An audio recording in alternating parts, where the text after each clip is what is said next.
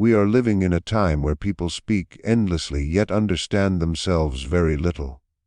You were taught that you must share everything, you must prove your worth, you must show the world that you are active, progressing, and becoming someone important. But the more you talk, the more drained you feel. The more you chase recognition from outside, the more a quiet emptiness grows inside you. Carl Jung believed that people do not lose their path because they have no direction, but because they turn away from their own inner world. When you live through the eyes of others, you are forced to wear a social mask just to survive. And slowly, over time, you forget what is performance and what is real. Silence is not escaping life. Silence is the moment you stop performing, stop explaining yourself, and begin listening to what is moving deep inside your unconscious. 2026 has just begun. Maybe this is not the year to become louder, but the year to become brave enough to return inward. A year to face yourself, to focus on yourself, and to begin the real psychological growth Jung called individuation. If you feel it is time to live more honestly, more deeply, and no longer depend on the applause of the world, stay until the end. And if you are ready to step into that path, comment quietly, "I am ready." Because what you are about to hear may not make your life easier, but it will help you understand yourself in a deeper way. And that is where a life that truly belongs to you begins. There are reactions that happen quickly and feel very familiar. A small irritation when you are ignored, a hollow feeling when no one responds, a vague disappointment when your efforts go unseen. These seem like small things, but psychologically they are not random. As 2026 opens, these reactions become clearer, like signals showing that your worth is being placed too heavily in the eyes of others. This insecurity does not come from arrogance, but from a silent emptiness inside, a place where you have not fully stood with yourself unless someone else confirms it. Jung believed people are not born dependent on other people's approval. That dependence forms slowly when the connection between a person and their inner world weakens. When you can no longer hear your inner voice clearly, you are forced to look outward and ask the world who you are. Recognition then stops being simple encouragement. It becomes psychological evidence that you exist, that you matter, that you deserve space. And when that evidence does not come, anxiety rises immediately. I once knew someone like this. Outwardly he was energetic, charismatic, always leading conversations. He constantly shared achievements, plans, even struggles online. But what stood out was not how often he appeared, but how he reacted when he was unnoticed. If a post received little response, he became withdrawn and doubtful. Eventually he admitted that when no one responded, he felt like nothing. From a Jungian view, this was not about social media. It was a sign he had lost his inner anchor long ago. When the ego is not rooted within, a person anchors themselves outside. Every compliment, every like, every nod becomes a temporary stake holding self-worth in place. But these stakes never last. They depend on other people's moods and attention. When one is removed, you feel not only sadness but disorientation, as if part of your existence disappeared. Jung pointed to a difficult truth. Loneliness does not come from having no people around. It comes from being unable to communicate what feels most important inside you. When you cannot connect with your inner core, you try to show more, speak more, appear more, hoping someone will define you for you. But that recognition touches only the surface, never the roots. Imagine standing in the ocean at night. If you see a lighthouse, you stay calm even in rough waves because you know your direction. But without light, you cling to floating debris. Other people's approval is like that floating wood. It keeps you from sinking briefly, but it never brings you to shore. Many modern people live drifting like this, guided by reactions instead of an inner axis. The need for approval rarely looks like weakness. It often wears attractive forms like ambition, discipline, and self-improvement. But the real question is motive. Do you act because you believe in the value, or because you need others to see you acting? From outside they look identical. Psychologically they are completely different. One comes from inner connection, the other from fear of inner abandonment. Every time you wait for responses, your mind is not reaching toward others. It is searching for yourself inside their gaze. Compliments become temporary patches over inner lack, but they never hold for long. The more you depend on external confirmation, the further you drift from your inner center. There is a paradox Jung returned to often. The more recognition you seek, the lonelier you feel, because recognition touches only the image, never the real self. That is why many admired people still carry deep emptiness. Understanding this is the first step toward honesty, not blaming yourself, but seeing what your need is pointing to. Recognition is not the foundation of worth. It is a signal that your inner anchor is still forming.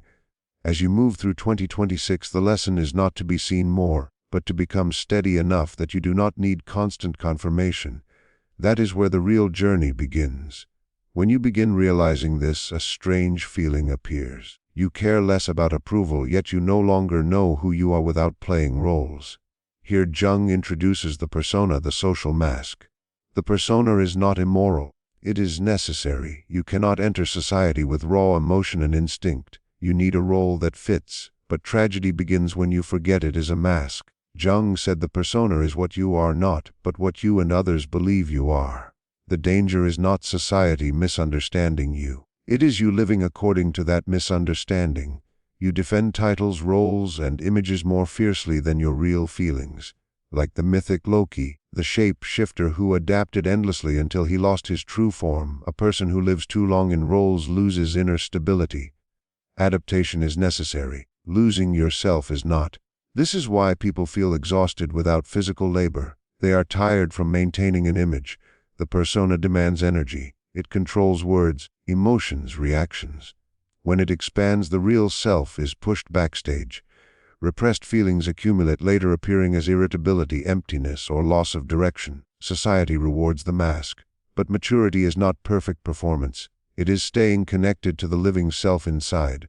The persona is like paint on a house. It beautifies the exterior, but if the foundation cracks while you keep repainting, collapse is inevitable. As 2020 unfolds in an image-driven world, the danger of identifying with the mask increases. You can appear correct and successful yet feel like a stranger within. Jung did not say destroy the mask. He said be aware of it, set it down in private moments. That awareness begins reclaiming your inner life. Then comes the next fear, silence. When you stop maintaining the image, you face the emptiness behind it. Silence feels frightening not because it is empty, but because it is honest. When noise fades, suppressed feelings rise, exhaustion, misalignment, quiet sadness. Silence is like turning off music while driving at night. Suddenly you hear the engine, the wind, your own breathing. The road did not change. Your awareness did. Jung saw silence not as a problem but as a necessary phase. Modern people lack not activity but the ability to stay with themselves. He said enlightenment comes not from imagining light, but from making darkness conscious. Silence allows that darkness to appear, the unseen, unaccepted parts of you. Many confuse silence with depression. Jung distinguished conscious silence from avoidance. One is fear. The other is courage. The more you avoid silence, the more frightening it becomes. The more you face it, the more it reveals. It becomes an invitation to see what waits inside. A viewer once said he realized he was not addicted to social media but to avoiding being alone. When forced into stillness, he felt a truth surface, that he was living a life not fully his. That moment was uncomfortable but awakening. Silence does not weaken you. It removes illusion. It begins in small ways, not filling every gap, allowing feelings to exist without fixing them. You do not use silence to improve yourself, but to become real. And when silence exposes you, you meet the shadow, the part you avoided but that quietly shaped your choices.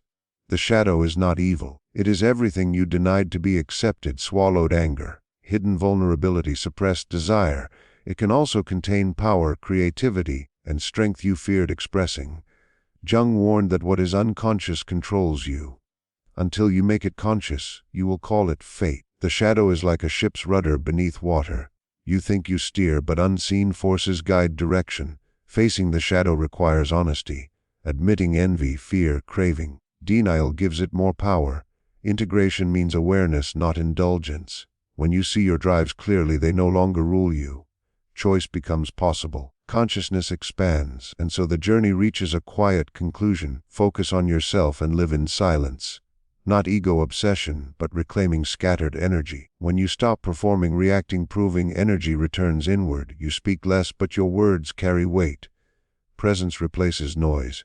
Depth replaces frequency. Jung said, "Who looks outside dreams, who looks inside awakens." Focusing inward does not separate you from life, it roots you within it. You feel your own rhythm. You stop chasing every opportunity out of fear. Life becomes like a camera finally placed on a tripod. Stillness allows clarity. Silence does not remove ambition. It purifies motive. You work with meaning, not for applause. As 2026 begins, this is the threshold. Continue living by momentum or live with intention. Jung did not promise admiration. He promised you would not lose yourself. Keep a space of silence each day. Speak less where you once spoke to be seen. Build quietly. Over time, your center of gravity shifts. You may not feel excitement at this ending, but a deep settling. That is not emptiness. It is contact with your inner center again. 2026 does not ask you to become someone new, only to live more deeply as who you always were. Speak less but clearer. React less but steadier. True maturity does not come from controlling the world, but from reconnecting with yourself. And sometimes the most powerful act is not declaration, but silence long enough to hear what is alive within you. Thank you for walking this journey. If it gave you reflection or peace, leave a quiet like. And if you wish to continue exploring the depths of psychology through Jung's lens, subscribe. Wishing you a 2026 quiet enough to hear yourself and steady enough to live by what you hear.